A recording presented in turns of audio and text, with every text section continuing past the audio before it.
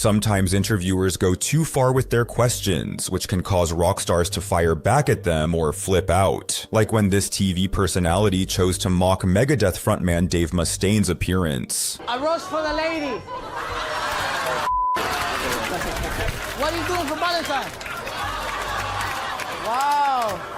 This lady's very mad. Yet, Kiss bassist Gene Simmons would be left utterly humiliated when an interviewer asked him, in front of his wife Shannon, questions about how many women he had slept with. How's your back, Gene? my back is good. My schmeckle, not so much. That's very nice of you to joke about. It's a joke.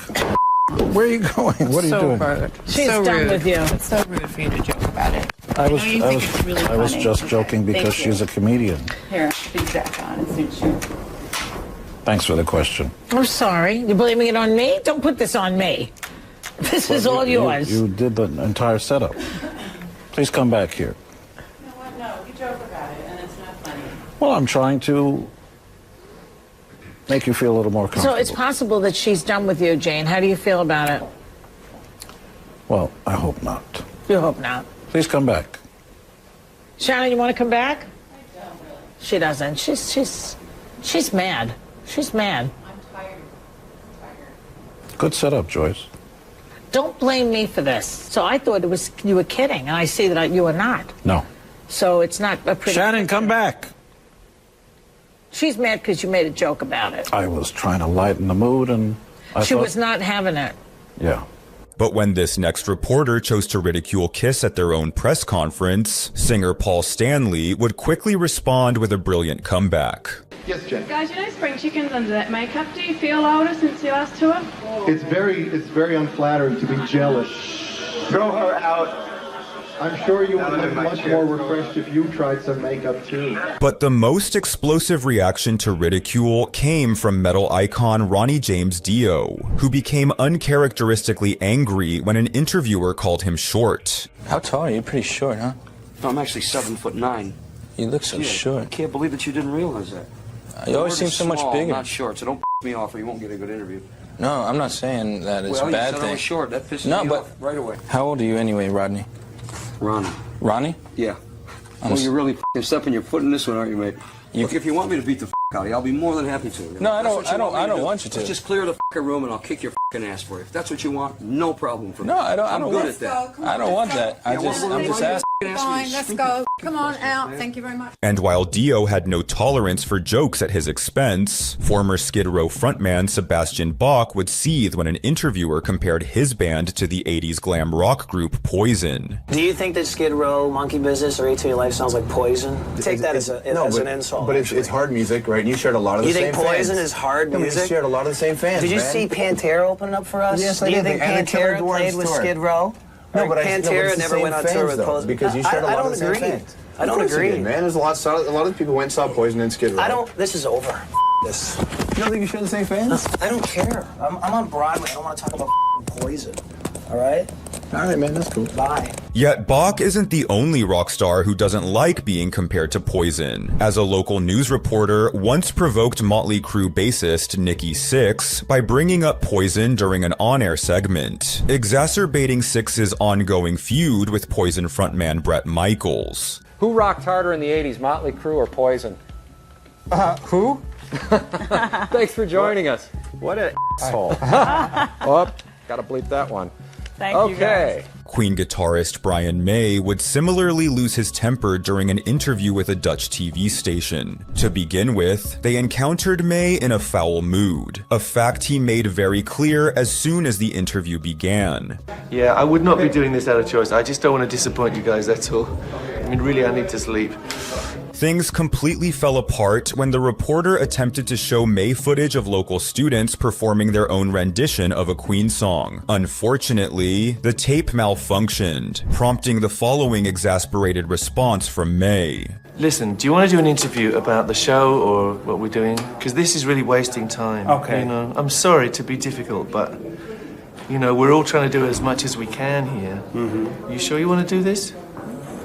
Let me just to be honest to you, your manager also told me this, but very much upfront. Listen, we have like 3 minutes left. If you Okay. want to do an interview, do an interview. But I don't want to be watching bits of tape. It's ridiculous. Look, I'm sorry. It doesn't work. I'm sorry, guy. I got it. What matters to me tonight is the show. The next interviewer would display deliberate cruelty towards Australia's own the Bee Gees, as host Clive Anderson repeatedly bombarded the group with a relentless series of insults until they just couldn't take it anymore. Now, what was that? Because that's perhaps the most distinctive thing now, that high-pitched... Oh, the falsetto. That's it, yes, yeah. Were you working with Mickey Mouse at the time? Minnie. Yeah. No, he got his voice from me, I'm afraid. Yeah, because I didn't realise you were real brothers. I think you were sisters, actually, Yes. but Well, I thought we were coming to that in a few minutes. Before we became the Bee Gees, we were lay tossers. Yes. Which we thought was... You'll always be late tossers to me, but I don't know. I can't even remember why. We had one at the same time called Don't Forget to Remember, which was... I've forgotten that one. But, yeah, we thought you might. Yeah, no, of course. We're getting on like a storm, aren't we, Clive? Yes. In fact, I might just leave. Yeah. Oh, I've never had anyone walk out before, but... Well, we are a tosser, pal. So anyway... Night, everybody. Setup. Oh, well, I guess I better join them. Speaking of disrespectful interviewers, paparazzi often cross the line by ambushing celebrities with impromptu interviews as they just try to go about their day. Like when Foo Fighters frontman Dave Grohl was caught by a paparazzi at the airport. Hey, Dave. What do you think about Katy Perry and Russell Brand getting married? People that aren't f***ing journalists. Journalists, come on, Dave. Be nice. However, in what is undoubtedly the most reprehensible interview question in this video, a paparazzo once congratulated Coldplay frontman Chris Martin on becoming a father shortly after then-wife Gwyneth Paltrow had suffered a miscarriage, with Martin's reaction being justifiably violent. Congratulations, Chris. Get the fuck out of here, man. Have some f***ing respect. Jesus.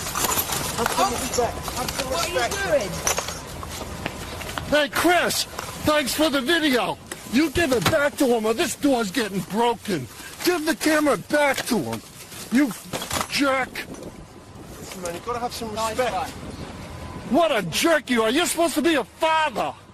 This next intense interview would see Red Hot Chili Peppers guitarist John Frusciante at the height of his struggles with heroin addiction, with the interviewer broaching a number of deeply personal subjects. When the guitarist was asked to comment on the then recent death of Nirvana frontman Kurt Cobain, Frusciante would almost abruptly end the interview altogether. So what did you think when you heard the news of Kurt Cobain's death? I cried. I don't know why. I don't like his music or anything. It was awful, you know. But about his baby, I don't want to talk about that. Then, in what was obviously a veiled reference to Frusciante himself, the interviewer would question Frusciante about the self-destructive habits of rock musicians, causing him to nearly lose his composure. Okay, you want me to say something soulful? Drugs. I'm a junkie and I love shooting up, and that means I'm self-destructive, and you know. Is that good enough? Although most of us recognize Johnny Rotten as the singer of the legendary English punk band the Sex Pistols, he seems to resent this association, a sentiment he made known during a 2015 interview on Fox Business, despite the host's flattering introduction. Sex Pistols, one of the world's most notorious bands ever, and the lead singer John Lydon, aka Johnny Rotten, rose as pop culture's most polarizing figure in the late 70s, which is really saying something. The singer has just published another memoir, Anger is an Energy, My Life Uncensored, opening up about all the details of his sordid life and past. And hopefully future John Lydon joins me now. All right. Drop the word sordid. There's nothing like that about my history.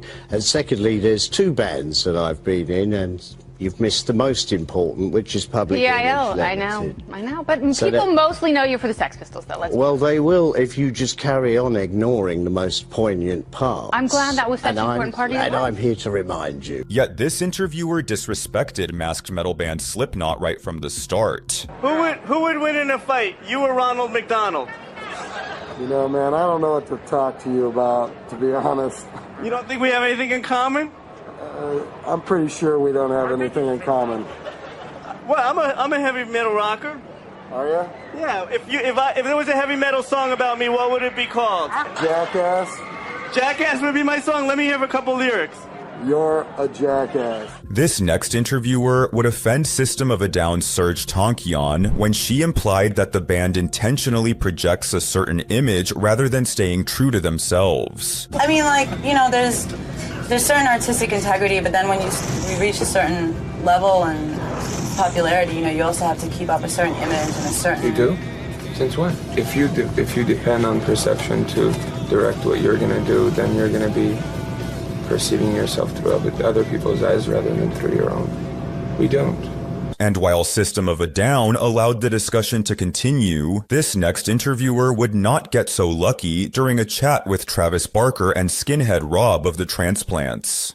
What kind of stuff you do for fun? Do you do anything weird? I wake up, go to breakfast, go to a gym. Come on. I swear, I do it every morning. I'm not going to tell you any of the negative shit I do. No, I don't mean crazy? negative. I mean you dress like a monkey and swing from stuff, do you? God, no. What are you talking about? Why would he dress like a monkey, Holmes, and swing from anything? I don't know. Why would he? Man, you're an idiot. Wow, man, don't be a dick. I'm sorry, they just kind of sprung it in. Get the off my bus. Take off. Idiot. In this next infamous exchange, Prince walked out of The View after a host made a lewd comment towards him. You don't understand, Prince. I have wanted to make love to you for my whole life. I'm sorry. Walker Marilyn Manson would similarly clash with political commentator Bill O'Reilly, who disrespected Manson before the interview even began by putting him in a segment titled Children at Risk. The two would disagree with one another throughout the interview. However, when O'Reilly labeled Manson as a corrupting influence upon children, the musician stunned with an incredibly well-spoken and thought-provoking answer. Most children don't understand what you're doing and why you're using the F word and why you're acting bizarre. And this can be very, very troubling to children who don't have direction, who don't have responsible parents. Anything can be misinterpreted. People can look at Christ on a cross and think, this is an image of murder, this is violent, this has sexual imagery in it. And it just, I think it's my job as an artist to be out there pushing people's buttons and making them question everything. And I respect you for challenging me, and that's why I came on the show. Back in 1979, trouble was brewing within Kiss. The group was experiencing declining ticket and album sales, while internal conflicts brewed among the band members. The tension came to a head during a fateful appearance on the talk show Tomorrow, hosted by Tom Snyder, where guitarist Ace Frehley showed up drunk. But you're kind of like a spaceman, huh? No, actually, I'm a plumber. On the side. Look. Listen, I got a little piece of pipe backstage I'd like to have you work on. Tell me about it. Gene Simmons only became more and more furious with Ace as the interview went on, and you could clearly see it in his face. Half the equipment. Oh, I see there's a live human being over there. Half the equipment. The only space bear in captivity. I got him. He's captured. Captain Bear. Okay. Space bear. How are you, Tom? I'm all right, thank you. In your This moment marked a significant turning point for Kiss, who by now had divided into two factions, Gene and Paul versus Ace and Peter. The tension palpable during this interview provided a foreshadowing of what was to come, and by 1982, both Chris and Frehley were out of the band. Don't do it.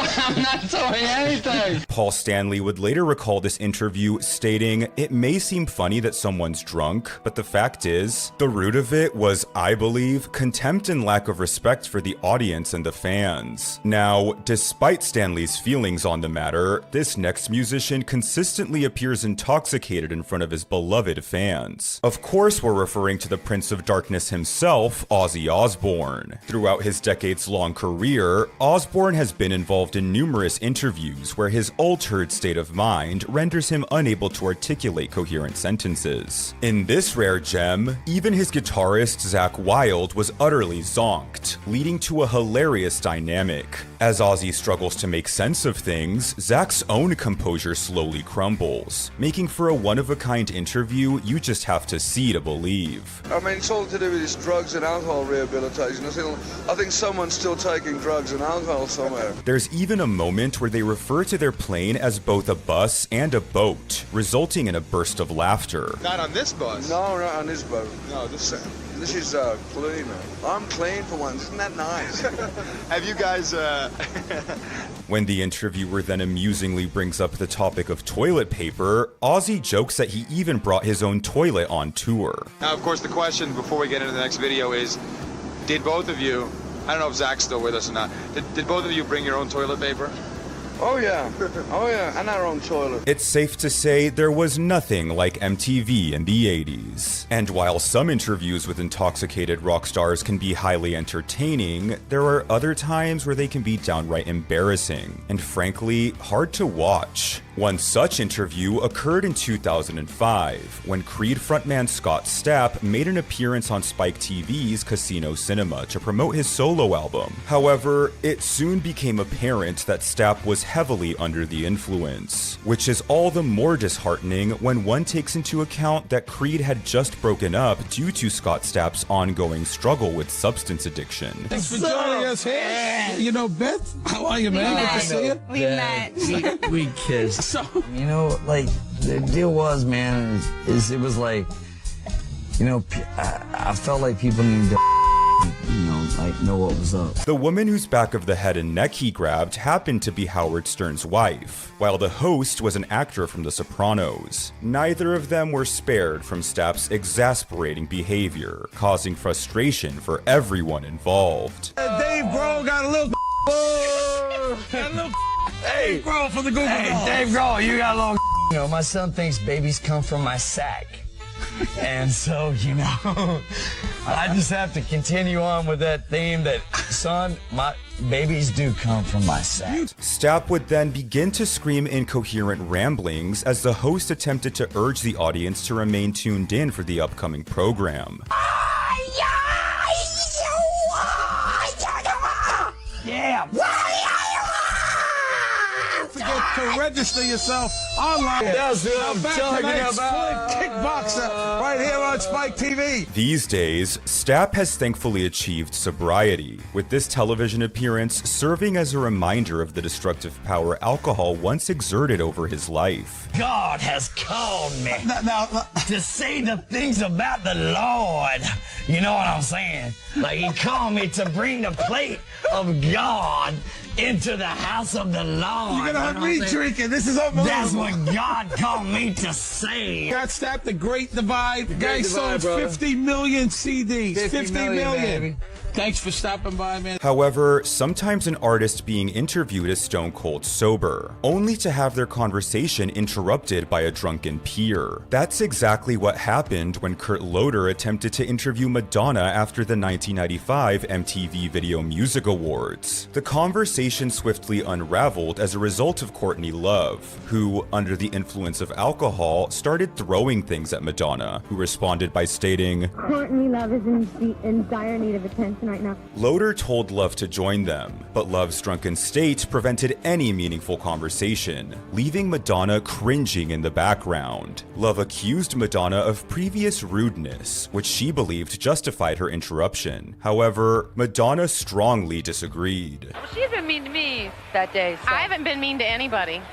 Ever in Me my neither. life. I never been mean to a person. I never punched anybody at all. Really? I never said anything bad I about never anybody. clocked a soul. Love then awkwardly bowed before Madonna, which made her visibly uneasy. She silently signaled to her team that she was done, leaving Loder to handle the situation on his own. Occasionally, though, it's the interviewer who's had too much to drink, much like in the next interview we'll discuss, which even led to the interviewer being fired. In December of 1976, an unexpected turn of events unfolded when Queen was set to make an appearance on Bill Grundy's Today Show. Unfortunately, lead singer Freddie Mercury fell ill with a toothache, and the band had to cancel. In a frantic bid to salvage the situation, the band's record company proposed an alternative act, the Sex Pistols. Little did anyone know, this interview would soon become infamous for all the wrong reasons. From the very start, everyone involved would admit they were less than sober, with the situation only getting worse from there. You see, they are as drunk as I am. They are clean by comparison. They are a group called the Sex Pistols. And I'm surrounded now by all of them. Just let us see the Sex Pistols in action. Grundy persistently attempted to provoke the band by teasing them about the amount of money they received in their record deal. The band grew frustrated rather swiftly, which led to lead singer Johnny Rotten uttering an expletive during the live broadcast. I am told that group have received £40,000 from a record company. Doesn't that seem to be slightly opposed to their anti-materialistic view of life? No, the more the merrier. Really? Oh, yeah. Well, tell me more about it. Fucking spent it, didn't we? Which one? Nothing, a rude word. Next question. No. What was the rude word? Shit. Grundy then proceeded to behave inappropriately towards certain women in the entourage, crossing the line into creepy territory. Are you? Yeah. That's what I thought you were doing. I always wanted to meet you. Did you really? Yeah. We'll meet afterwards, shall we? You dirty sod. You dirty old man. The studio staff made urgent efforts to cut away and bring the segment to a close as quickly as possible, while Grundy appeared visibly overwhelmed and unsure how to handle the situation. Although the Sex Pistols achieved their desired publicity, Grundy faced consequences. He was suspended for 2 weeks, and subsequently, his show was cancelled. Well, that's it for tonight. I'll be seeing you soon. I hope I'm not seeing you again. From me, though, good night. And while the Sex Pistols undoubtedly caused trouble for their host, it was nothing compared to how Iggy Pop completely derailed this interview in 1979. Now, from the moment the singer appeared on the show Countdown alongside the legendary Australian journalist Ian Meldrum, it was clear something was not quite right. One album. Hiya, Dogface. Iggy, how are you, mate? Listen, Good day. The interview was not only chaotic, but it was also evident that Iggy Pop was disengaged, with Meldrum struggling to maintain his attention. Live in concert. What's wrong? Don't you set me up. You behave yourself. Now listen, we've got to ask you some sensible questions. The first time was a couple of years ago. Was with Iggy. Will you concentrate on the questions? With David Bowie. Yeah. He's had a lot of influence on you, I gather. Yeah. And can you answer these questions properly? Pop has since stated that he was not under the influence at the time. Rather, he had a severe case of jet lag, coupled with a sense of betrayal from his record label, all leading to this disaster of an interview. This next clip shows a musician being disengaged for an entirely different reason, as at Lollapalooza 1994, Billy Corgan of the Smashing Pumpkins had the task of interviewing Australian musician Nick Cave. However, Cave was far from pleased with Corgan's approach of asking generic questions from a sheet of paper.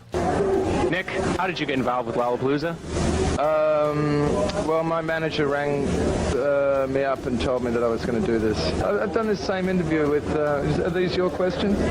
These are not my questions, Nick. Right. I take no credit for them. All right, here, I'll ask you... The same questions. I've already done this with MTV. All right, here, I'll ask you a different question. Corgan attempted to lighten the atmosphere with a joke, suggesting that all countries outside of the United States are essentially the same. Unfortunately, the Aussie singer was not impressed. Yeah, we're not English. I apologize. Australian, I'm sorry. To all us Americans, it's, it all looks like one country. Yeah, well, it's not. It's not. I know. I'm sorry, I'm just kidding. The conversation never managed to recover, and ultimately ended with Cave criticizing Corgan for his immaturity. Bands from 27. You're not a teenager. I know I'm not a teenager. No, I'm saying the mentality. You have the mentality of a teenager. Absolutely. Cave certainly did not hold back during his interview. However, this next band would take things one step further, opting to straight up torment their interviewer. In 2003, English rock band Blur would mercilessly haze Canadian journalist Nardwuar, who is known for his eccentric interviewing style and quirky persona. While many artists eagerly await the chance to partake in a unique conversation with him, Blur couldn't care less, as drummer David Rowntree would aggressively snatch Nardwuar's hat and glasses, tossing them around as he attempted to ask his questions. Would it be okay to stand over there? Come on. Stand there and ask your question. Okay. It's going to be fine. Okay, okay. We're all going to be fine. Additionally, frontman David Albarn's lack of enthusiasm and growing frustration only exacerbated the situation. Who are you? My name's Damon Albarn. Who are you? I am Nardwuar, the Human Serviette. Damon, who do you have with you? Why do you call yourself a... Who else do you have in the group with you right here? Who is the gentleman that just took my hat? That's a nice smile. All right, Dozy Bollocks, how you doing? Nardwuar endured continued bullying, and even when the band eventually chose to respond to some of his questions, their answers were filled with meaningless nonsense. Who are you? You know who I am.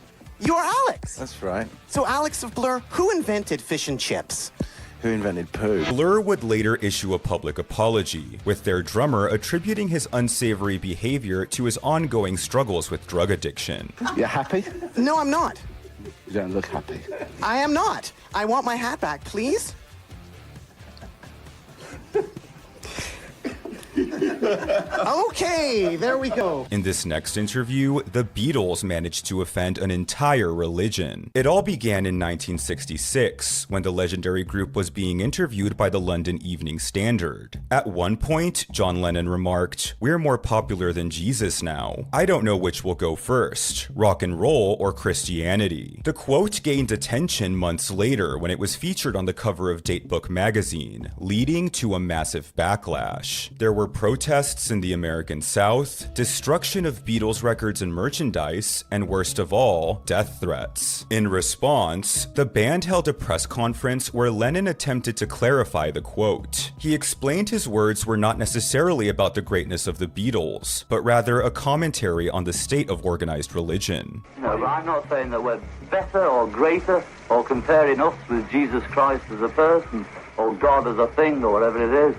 You know, I just said what I said and it was wrong or was taken wrong, and now it's all this. Lennon regretted the outrage he had caused, unlike this next musician, who showed absolutely no remorse when answering for his crimes. Following an April 1988 arrest for beating his wife with a lead pipe and firing a gun at a car she was in, rock and roll pioneer James Brown sat down for an interview on CNN with host Sonia Friedman. Well, I feel good. It sounds to me as though you're not troubled by any of this at all. This is a man's world.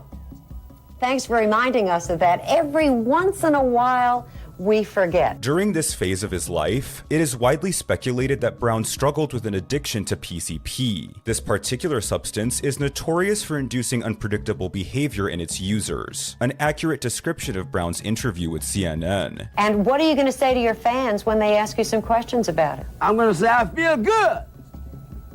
Papa's got a brand new bag. It's a man's world.